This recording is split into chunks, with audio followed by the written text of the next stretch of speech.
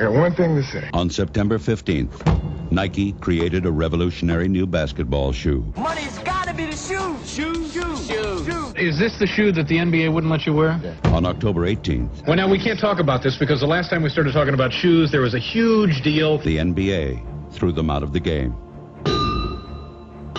Because Michael Jordan is one of the most famous athletes to ever live, and because Nike is one of the biggest companies in the world, at one point in your life, you've probably heard the story of the Jordan 1s. But if you haven't, or if you need a quick reminder, well, as the supposed story goes, and trust me, we'll get into what I mean by supposed in a minute. On October 18th, in a preseason game against the New York Knicks, Michael Jordan played his first game in the famous Jordan 1s. Immediately after that game was over, the NBA contacted Jordan and Nike and told them that the Jordan 1s broke the NBA's rules for shoe requirements, and so if Jordan were to continue wearing them, he would be fined by the NBA each and every game that he did. And from there, again, as the story goes, Nike decided that Mike should continue wearing these banned Jordan 1s and that they themselves would pay the $5,000 fine every game because of the tremendous marketing potential these banned shoes had. And apparently,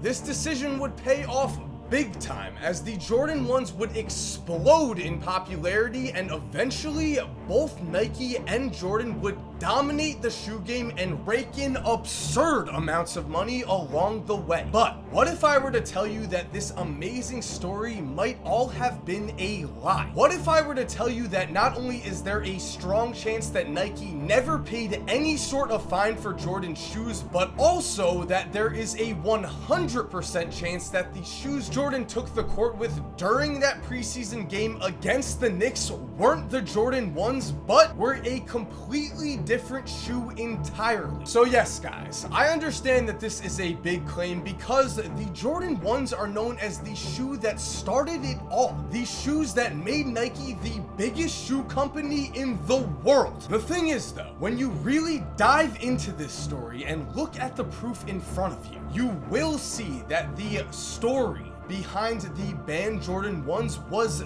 just that.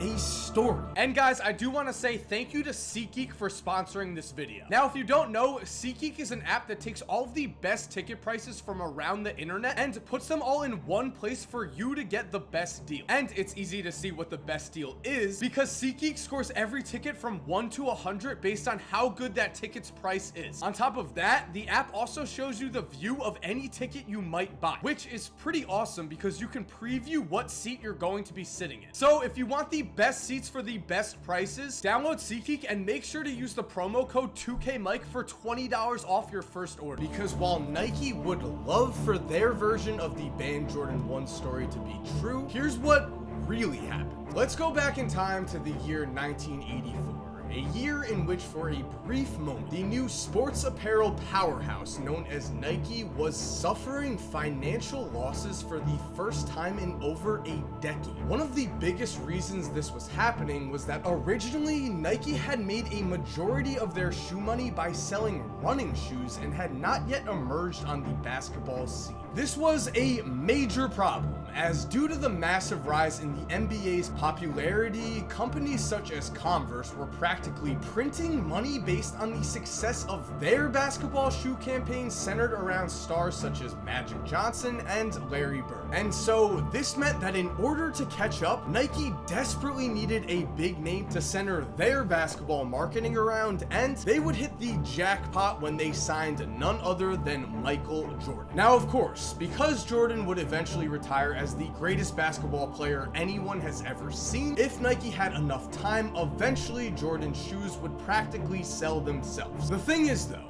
due to the financial losses they had recently taken, Nike did not have any time to wait. They needed Jordan shoes to be a big hit immediately, and it was because of this massive sense of urgency that, when provided with the perfect opportunity, Nike would go on to fool the public and launch one of the greatest marketing campaigns of all time. Now, as I said before, Nike's supposed story about the banned Jordan 1s is basically a lie. However, most lies do contain some truth, and it does appear that in the previously mentioned preseason game against the Knicks, Mike did in fact wear shoes that broke the NBA's rules. The thing is though, these shoes were not the Jordan 1s. In fact, the Jordan 1s would not be ready for Michael Jordan to wear until November, which meant that at the time, Nike needed something for the face of their basketball brand to take the court in, and so the company decided on a shoe known as the Airship. However,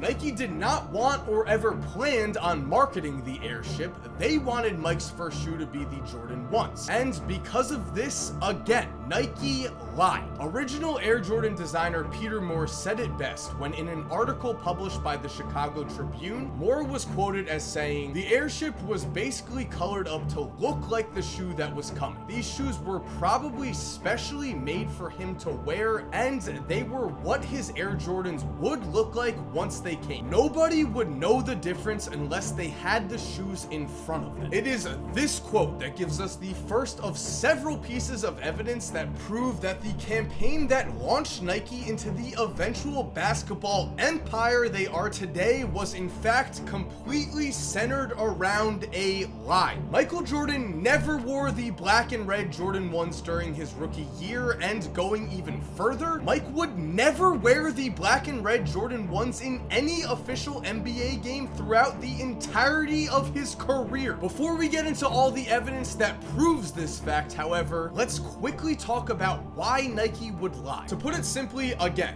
Nike was desperate to break into the basketball shoe game, and so when the NBA informed both Nike and Jordan that the black and red Airships he had worn were not allowed to be played in based on the NBA's rules, Nike sensed that the opportunity for the ultimate marketing campaign was practically given to them on a silver platter. Now at this point, we are getting into the hard evidence that proves that Nike was lying, and so I just want to say that while there are a few differences between the Airship and the original Air Jordan 1s, the main one we're going to focus on because it's so easy to spot is the fact that towards the heel of the Airship, we can see that the white sole of the shoe is noticeably bigger when compared to the sole of the Jordan 1s. With that out of the way, I think the best way to do this is to both go through all the times that Nike lied about the NBA banning the Air Force 1s, and as we do that, I'll also provide you with concrete proof that Nike was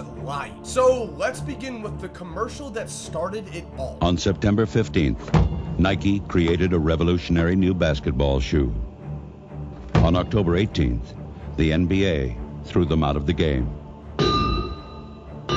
As you can see, in this Nike advertisement for the Jordan 1s, Nike states that on September 15th, they created the Jordan 1s, and then on October 18th, aka the preseason game against the Knicks, the NBA, quote, threw them out. Again, this is simply a lie. Jordan was wearing the Airships, not the Air Jordan 1s. And the proof is right here. In this picture from that preseason game, we can clearly see the difference in the sole. These are the Airships. And while there isn't any footage I can find from the actual preseason game that took place on October 18th, we do have Mike practicing before the game, and if we freeze right here, again, notice the sole, Mike is wearing Airships. And digging even deeper into Mike's first preseason games, we can see that in preseason game number 2, a game that was against the Kings and was 11 days before the Knicks game, this footage shows us again that there is a difference in the sole and that Mike was wearing the Airships. Again, all of this, however, did not stop Nike from releasing a commercial that stated that it was the black and red Air Jordan 1s that were banned. It also did not stop Nike from claiming that they paid a $5,000 fine every game because Mike wore the black and red Jordan 1s every single game during his rookie season. The thing is though, while Mike did begin to wear the Jordan 1s during his rookie year, he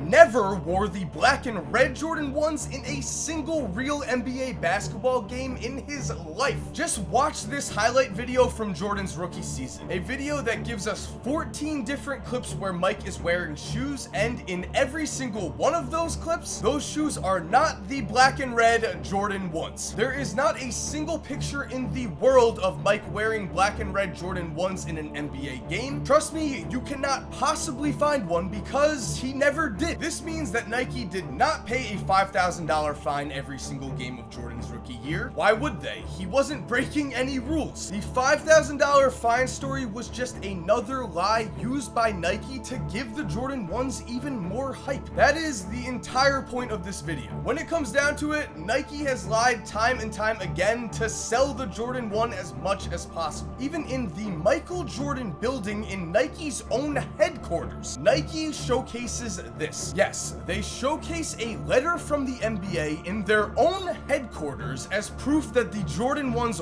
were banned. However, if we just look at the date of this letter, we can see that it was sent on February 25th, 1985, months after the October 18th preseason game, but just 2 weeks after the 1985 dunk contest. A dunk contest where Jordan actually did wear the black and red Jordan 1s. Again, he never wore them in an actual game. He did wear them in this dunk contest, however, and I've got to say, this was a genius by Nike. They have used photos of this dunk contest as proof that Jordan was wearing black and red Jordan 1s during his rookie year, but again, we know differently. And as for the letter I just previously mentioned, as we've seen, because Mike never wore the black and red Jordan 1s again, this letter from the NBA could not possibly be proof that Nike was getting fined, and instead, wouldn't it make a lot more sense that because during the dunk contest, for the first time since October 18th, Mike did wear black and red shoes that were against NBA rules, the NBA decided to simply send a friendly reminder to Nike stating that these shoes were not allowed to be used during NBA events. Personally, that is what I believe, especially because there is not a single mention of a fine in this letter. All it says is, we've had conversations about this, remember, Mike cannot wear black and red shoes. That's it. Again though, Nike has just continued to lie about the Jordan 1 since 1984. A few years later, in 1986, Mike would appear on David Letterman, where in an interview on national television... All right, now, Michael, is this the shoe? Now, of course, we can't show what kind of shoe this is. Yeah, that's okay. The color stands for. But is this the shoe that the NBA wouldn't let you wear? Yeah. And in recent years, Nike has capitalized on this incredible ban story by re-releasing the Jordan 1s several times, and in 2011, they even went as far as putting out a banned version of the shoe that had an X on the heel to again cash in on this banned story lie. And in what I think is a great way to finish all of this off, Nike is not the only one that lies about this story for some reason. As we can see in the documentary Just for Kicks, for whatever reason, the people that made this documentary went completely out of their way to Photoshop evidence that Jordan did wear black and red Jordan 1s during his rookie season. As we can see in this footage from that documentary, here they do show pictures of Mike wearing black and red versions of the Jordan 1s. The thing is though, these are photoshopped. In the very same documentary, they also use each of these three pictures individually, and when they are shown individually, we can see that these shoes are white because these are the non-Photoshop versions of these pictures. And there we have it, guys. Thank you for watching. I hope you enjoyed. To anyone from Nike watching this, please don't target me. Moving on, if you did enjoy this video, I hope you subscribe for more videos like this. I love deep diving like this. I'm definitely going to be making more videos just like this in the near future. Trust me, you're gonna want to subscribe. You're not gonna want to miss a video. If you're already subscribed, thank you so much for supporting. You're awesome. We all know it. And as always, have an awesome day, and cue that music. By the way, if you're still here while the music is cued, here are two videos I think you are going to love watching. All you have to do is just click on either one of them on the screen right here. And other than that, guys, again, have a great day and peace.